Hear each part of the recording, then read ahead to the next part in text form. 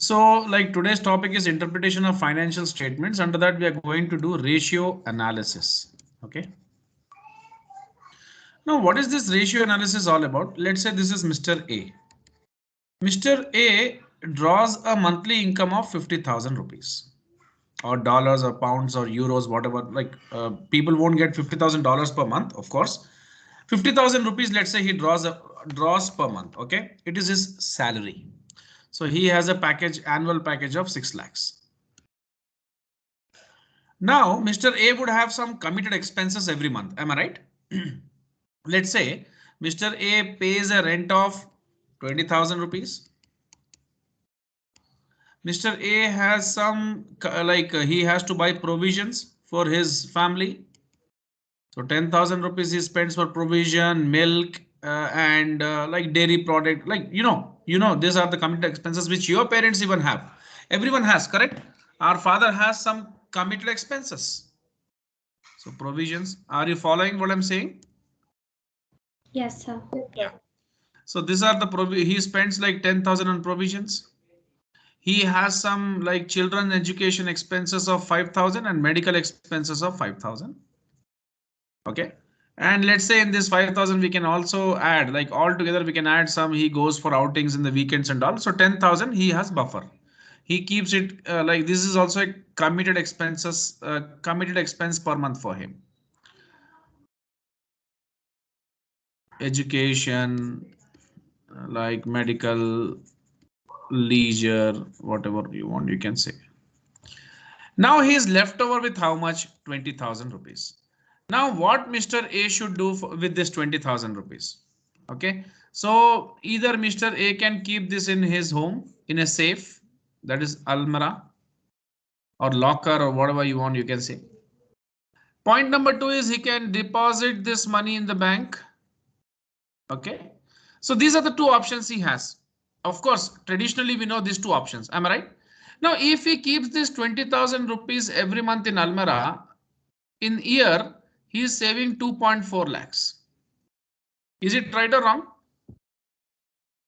Yes. How much he is saving per annum? 2.4 lakhs. Am I right? Yeah. If he like puts the money in almirah, do you think the money is going to grow? Do you think it's going to grow?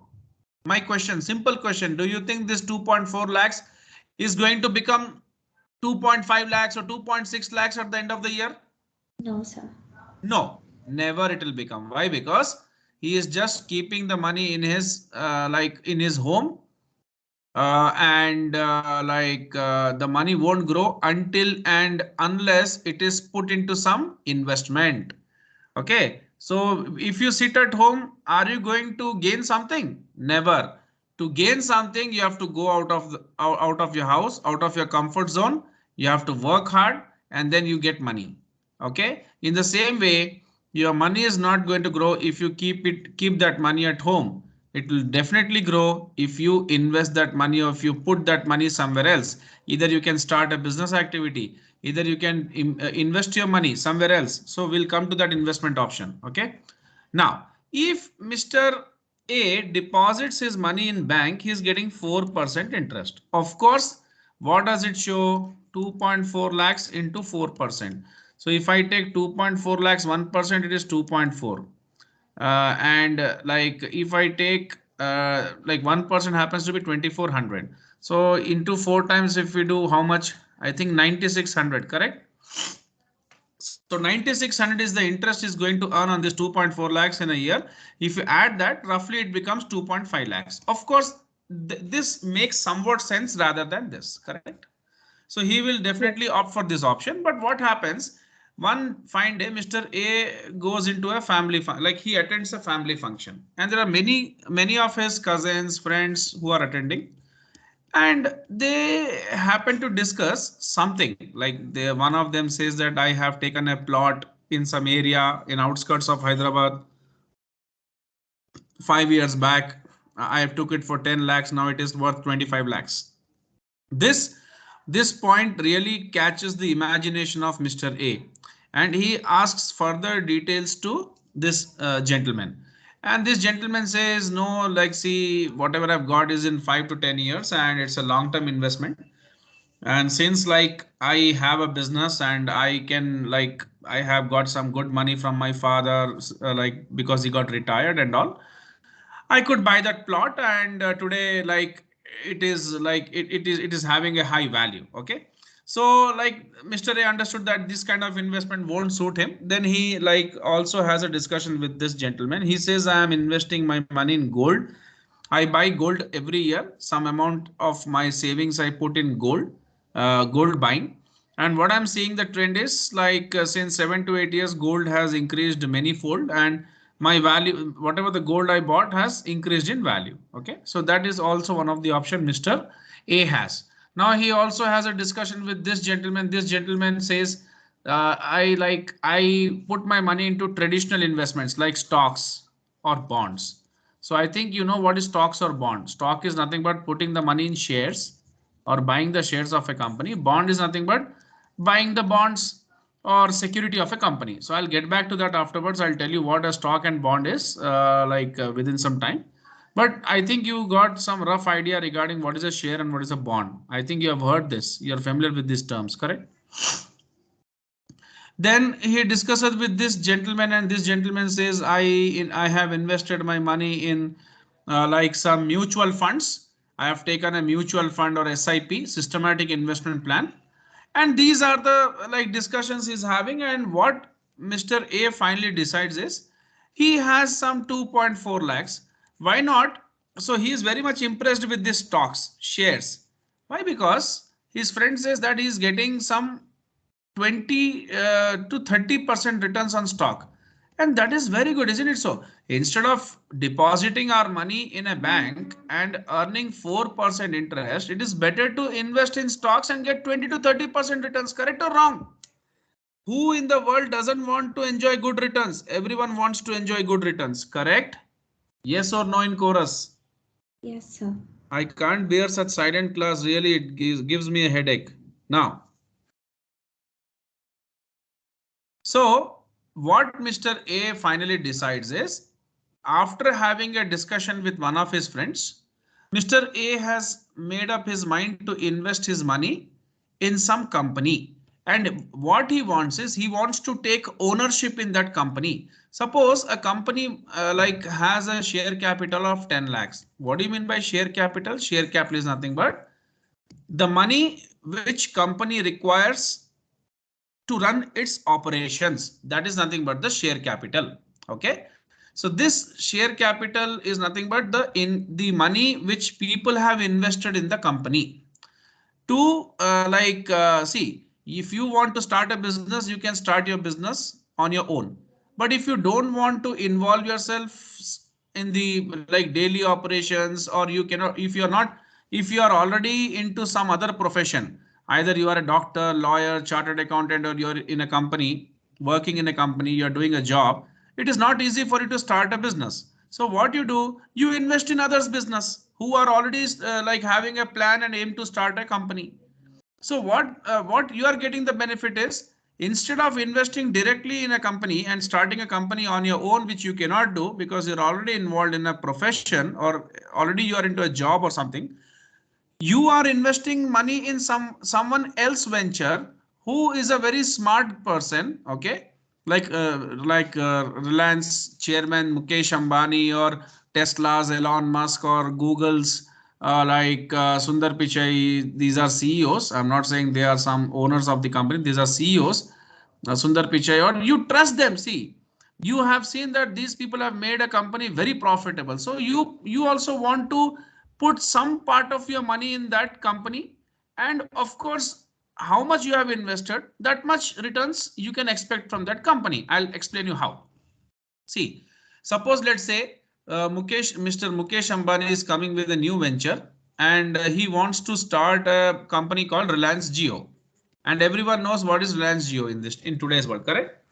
And Reliance Jio requires a investment of 10 lakhs. So Mr. Mukesh Ambani puts 30% in Reliance Jio and rest of the 70% he wants from people. Why? Because he can't put the entire money on his own. So what he does, he approaches people and he sells the shares of the company to people and ask them or request them to take ownership rights in the company.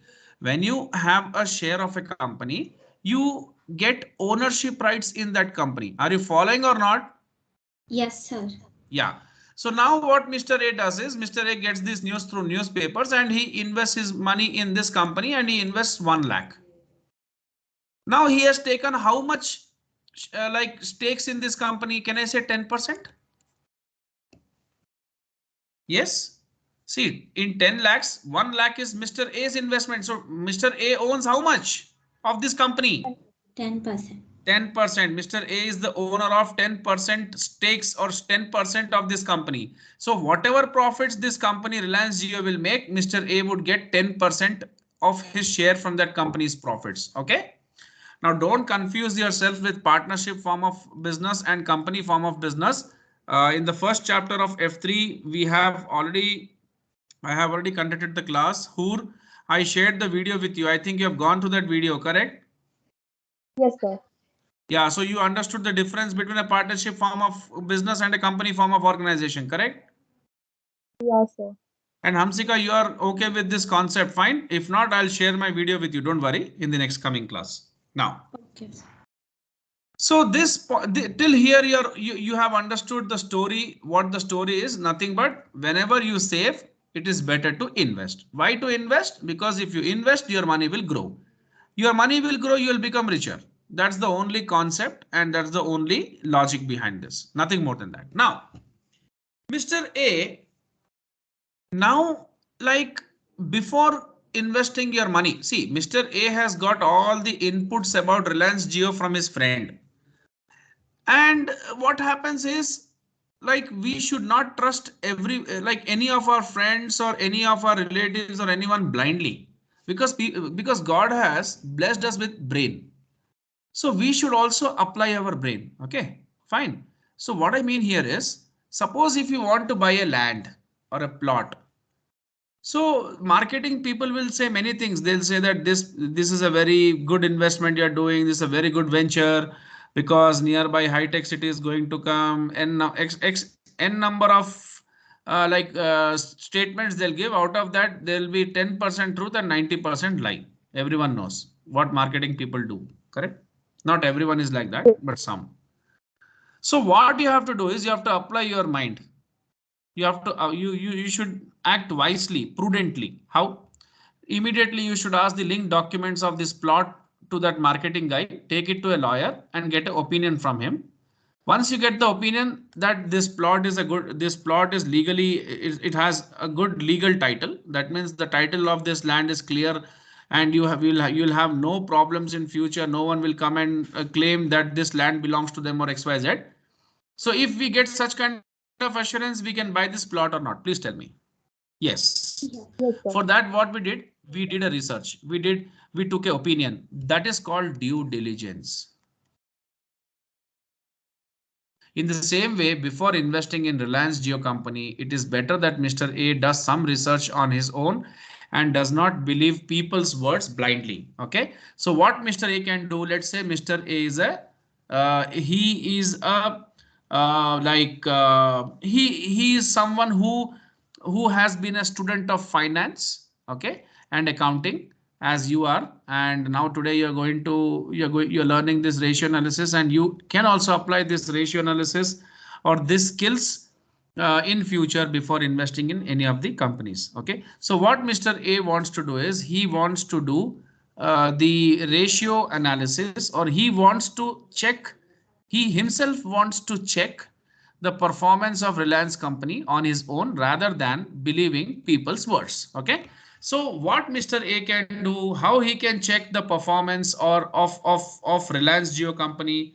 So to measure the performance of Reliance Jio company, Mr. A can do ratio analysis. So before learning any concept, it is very important to know why you are learning that concept and what is the use of that concept and how handy that will be to you in the future and how you are going to apply that. It is very essential for you to know that. Otherwise, how will you get that zeal and enthusiasm to learn something? Of no use, correct? So What Mr. A does, Mr. A wants to measure the performance of Reliance Jio company, and for that reason Mr. A does ratio analysis. Now ratio analysis is one of the it comes under fundamental analysis. Okay, there are two types of analysis what the investors do. One is technical analysis, that is reading the charts or graphs and like seeing the trend of the stock prices going up and down. So this is something which you are not familiar with.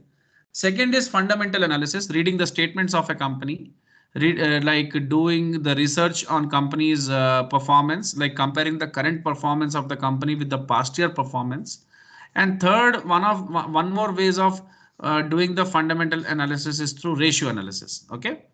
So now comes the question, what are the areas of performance measurement, or Mr. A is going to judge or check the performance of Reliance Jio in what areas, in which areas?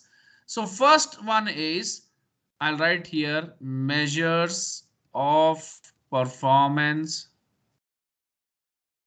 measurement. So first area whereby he is going to check the Reliance Jio's performance is liquidity. What is that? Liquidity. Liquidity. What do you mean by liquidity? Liquidity is nothing but checking how well you can convert something into cash. Suppose you have a plot in Banjara Hills and you have a plot in somewhere around, like say outskirts in Bongir. Okay. Now I am asking you a question. Which is more liquid? Which plot is more liquid, or which can be more easily converted into cash? I know this is a costly one, this is a cheaper one, but still, which can be easily converted into cash? The Banjara Hills. Of course. Why? Because people will be much more ready to buy that plot because it's in a prime area. Okay. Okay. Now, so so Mr. A wants to check the liquidity position of Reliance Jio company. That means how, so here liquidity means how much like you are like capable of meeting your daily requirements. Okay. For example, if you want to like buy something, you require cash.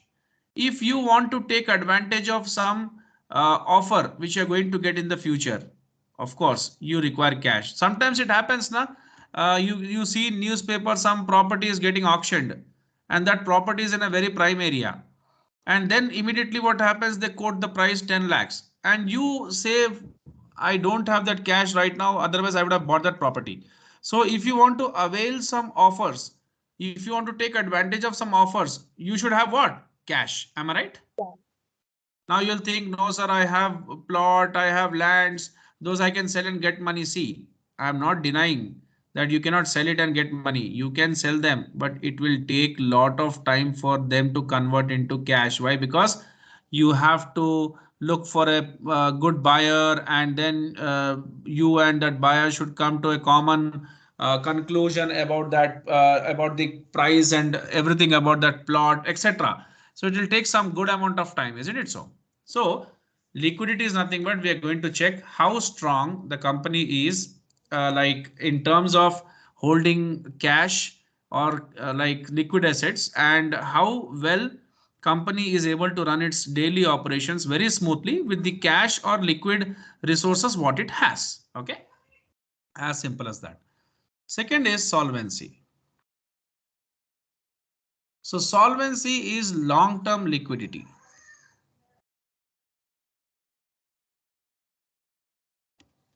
What do you mean by short-term liquidity and long-term liquidity? See, to run a company, you require two types of capital. Let me be very frank and clear about this. To run a company, you require capital, correct? Capital I can divide in two parts: short-term capital, long-term capital. So short-term capital is very essential to meet short-term goals or needs, and long-term capital short-term goals.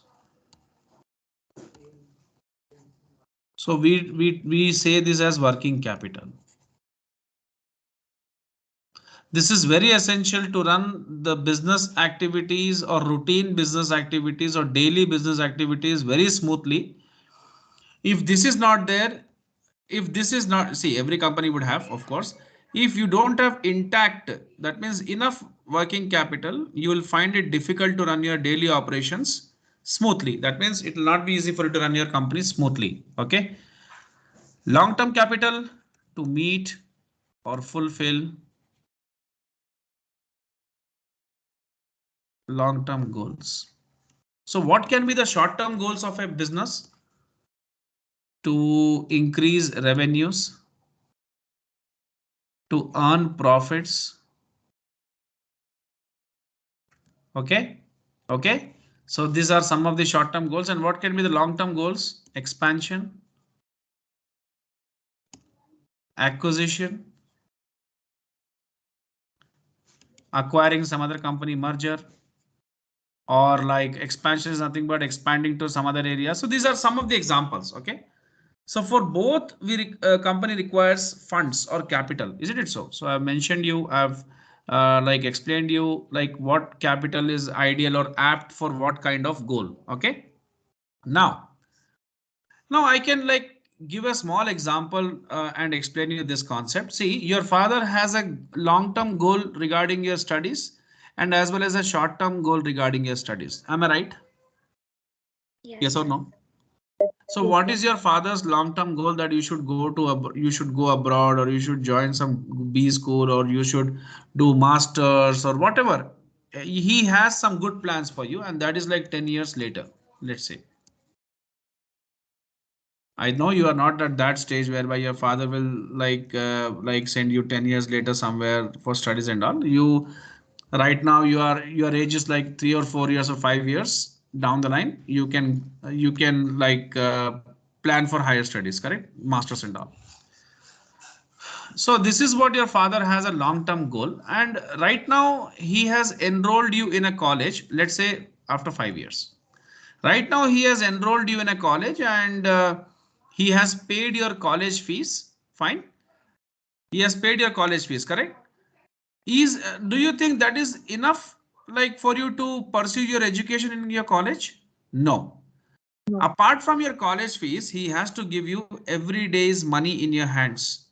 Okay. What that money means? For example, if he has paid 1 lakh rupees as your college fees, then he has to give you some money every day to travel to your college, correct? So he has to give you some 300 rupees for to and fro, like you have to go to your college and come back. He has to give you some 100 rupees for canteen. He has to give you some 100 rupees for emergency. So every day he has to ensure that he has to give you 500 rupees. If he doesn't give you 500 rupees, can you continue your college studies? No, sir. No, No, no. of course. So this I will replicate. I will say that this acts like working capital for the company. If this is not there, the company cannot run. Okay. So will not go into that details. That much is not required and not there in your syllabus, but I'm trying to explain you in general terms.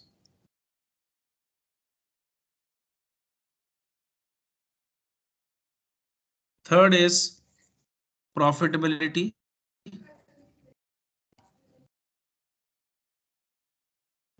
Fourth one is turnover. And fifth one is overall profitability. So these are the areas in which you are going to check the company's performance, Reliance Jio's performance. And then if in all the areas the Reliance Jio company is doing well, that would convince you to invest in Reliance Jio. That means that will definitely give you the confidence, the required confidence to invest in Reliance Jio. Okay. So this was the introduction regarding the ratios, and now we can take one of the ratios here. We can take one of the measures of performance and see what ratios come under this. Okay. So we'll pick liquidity right now. Fine. Shall we move forward? Yes, sir. Yes, sir. Yeah.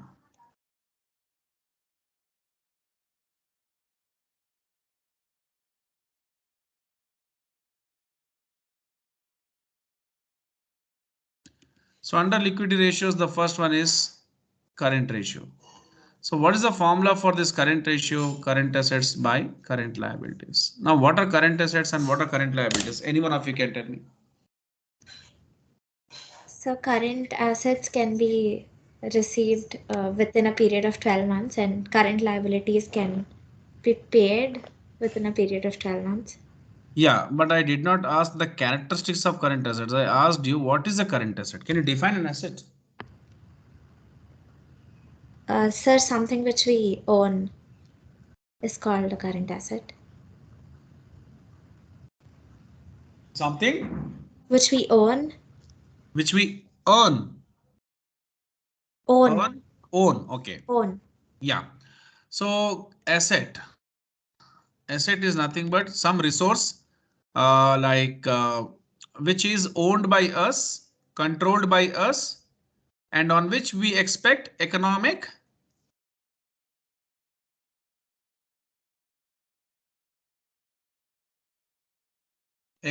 benefits. Okay, so asset is some resource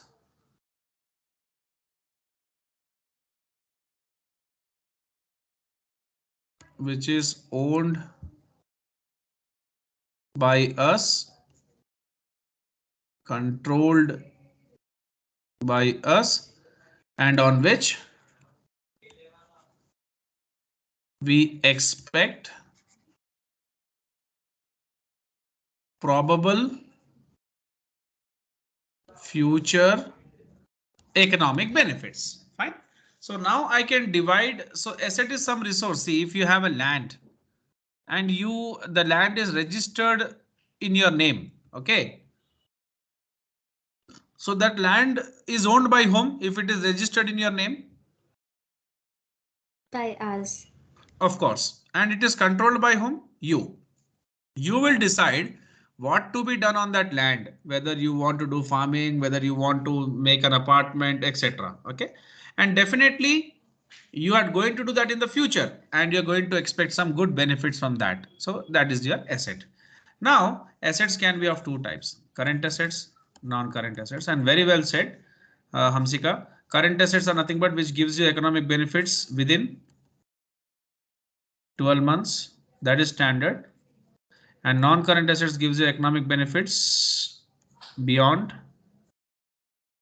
12 months. Correct? Yeah. And what is a current liability? Current liability is nothing but something which you owe to someone. That means there's an obligation which you have to meet. Suppose you made an agreement with a bank that you want to take a loan of 10 lakhs from bank after 3 months. So when you make an agreement and when you borrow, you need to repay that or not? You need to repay or not? Yes, Of sir. course you need to repay. So that's your liability or not? Yes. But again, current liabilities, obligations within 12 months. That means if you are repaying, if you repay your loans within 12 months or any liability within 12 months, it's a current liability. More than 12 months, if you take to repay, it's a long term liability. Okay. So this is what is the explanation regarding these two things. Now coming to current assets and current liabilities. Can you give me some examples of current assets and current liabilities? Hello. Yes, Can sir. you give me some examples? So cash in hand is a current asset. Cash at bank is a current asset. Receivables is a current asset. Okay, because you are supposed to receive money from your customers to whom you have sold the goods on credit basis. And So short term, debtors. yeah, receivables and data are one the same. Okay, here we use the term receivables and inventories. So people are not able to remember. I understand who is from like different background, so she's learning for the first time. But Hamsika, you should say inventories, then outstanding income, then prepaid expenses, marketable short term, marketable securities, etc. Okay, these are all current assets. Coming to current liabilities, short-term loans, bank overdraft. Then these are all liabilities you need to repay. Outstanding expenses. I understand like it is very tough to understand, Hoor, but like we'll go deeper into this afterwards. Okay. Outstanding expenses. Yeah. And income received in advance. That is also called as unearned revenue. And then like what else can be payables? Okay, first you make a note of all these like assets and liabilities first.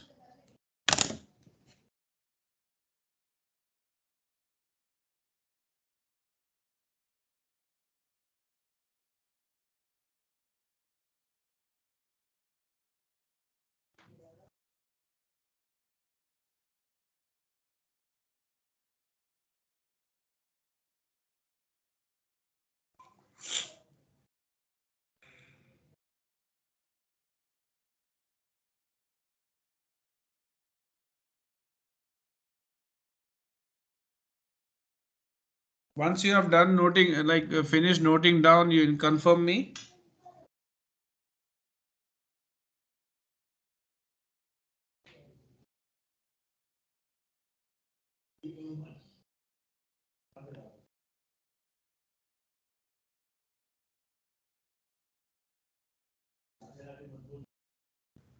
Yes, sir. Done, sir. Yeah. So coming to the current ratio, what I was speaking was current ratio normalized current assets upon current liabilities. Now what Mr. A is doing is he picks up the like statements of Reliance Jio Company, which are easily available through the official website of Reliance Jio Company. And what he does is he goes into the balance sheet of Reliance Jio Company and he sees all the current assets and current liabilities.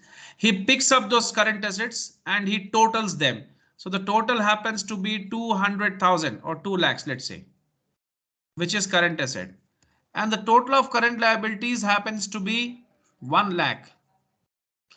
Now, what conclusion Mr. A can draw out of this is, what Mr. A sees is that Reliance Jio has a liability of 1 lakh and they have resources of 2 lakhs to repay that liability. That means if Reliance Jio has a liability of 1 rupee to repay, that means 1 rupee they are supposed to pay to the people from whom they have borrowed, isn't it so? And they have a resource of how much? 2 rupees. If they pay 1 rupees out of the resources what they hold, which is 2 rupee, if they pay 1 rupee to the whom they owe, still left over with how many rupees? 1 rupee. 1 rupee. So that is, so what does it show? It shows that their liquidity is very strong or not? Yes, sir.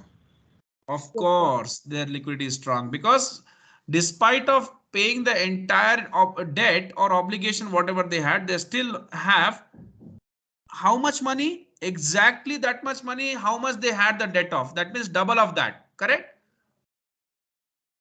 So this shows that they have a very strong liquidity and they match the ideal standard. So what I can conclude is the ideal current ratio of a company is 2:1. Okay, so this is the ideal current ratio. If some company has this particular if they match these standards, if some company in which you want to invest and you check the current ratio of that company and it happens to be 2:1, then definitely you can put a step forward or you can confidently invest in that investment target because they match the ideal standards. Okay, now write down this point, then I'll move forward. This example.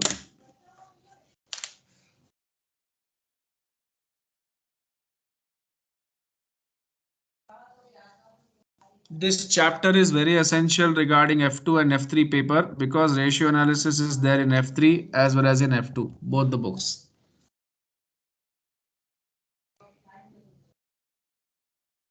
Yes, sir. Yeah.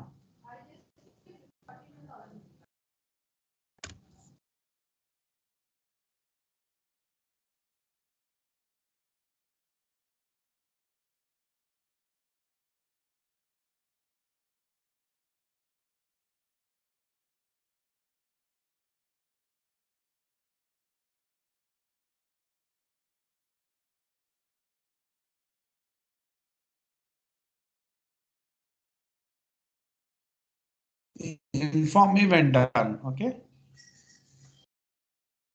Done, sir. Done, sir.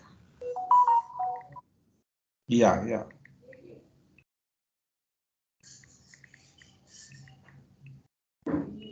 Okay, just a second.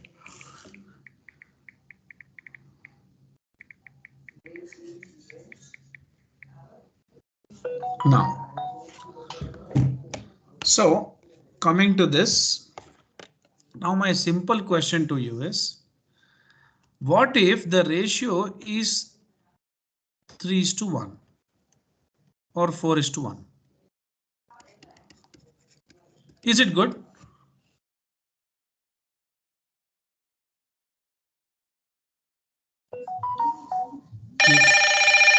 Yes. Is it good? Yes, sir. No, like you mean to say this is good, but on what basis you say that this is good? So because the current assets would be more. And No, see what happens if your current assets are way more, that is also not good. Why? Because you see your current assets, how you get your current assets like by combining various current assets, and there is inventory also. Inventory is even a part of your current assets, and your receivables are also a part of your current assets. And if your receivables are very high, let's say your receivables are very high, that means you're going on selling goods on credit basis to your customers and you're not recovering the money as soon as possible from them. That's the reason why the receivables are increasing. Correct or wrong? yes, sir. And if your inventory levels are very, so that shows inefficient receivable management by your company. You're not collecting your money on time from your customers and you're going on selling them goods. Okay, Yes. so you are not collecting the money which you are supposed to collect. Okay, the old debts and the new ones are getting created. So that is even not good. It is a serious mismanagement from your company. That's the reason why your current ratio is very high. It's not good. Secondly, if you go on buying inventories and you're not able to sell them, so your lot of money is blocked in inventory. Here also your lot of money is blocked in receivables. Since your lot of money is blocked in inventory, it shows that you're not able to convert your inventory into cash. Okay, like you're not able to convert them immediately or very sooner into cash. That shows that you're not able to sell your goods or convert your inventory into cash as soon as possible, which means your current assets happens to be very high in proportion. Am I right? So these two things, here the inventory management is not good, here the receivables management is not good, and that is not good for a company. That's the reason why 2:1 is the ideal ratio. Why? Because if I tell you, if you are having tea and if a 1 cup tea requires 1 tablespoon of sugar and you put 2 tablespoons, what happens? Will you like it? No, sir. And if you put half tablespoon, will you like it? A teaspoon, Yes, sir. sorry. Enough. So salt consumed at very high levels, not good. Low levels doesn't add taste. So it doesn't add taste if it's less. If it spoils the entire food if it is more. That's the reason why we have to maintain the ideal ratios. Okay. So today we will stop the class here and we'll continue our session tomorrow. As I already just a second, I'm calling 1 second.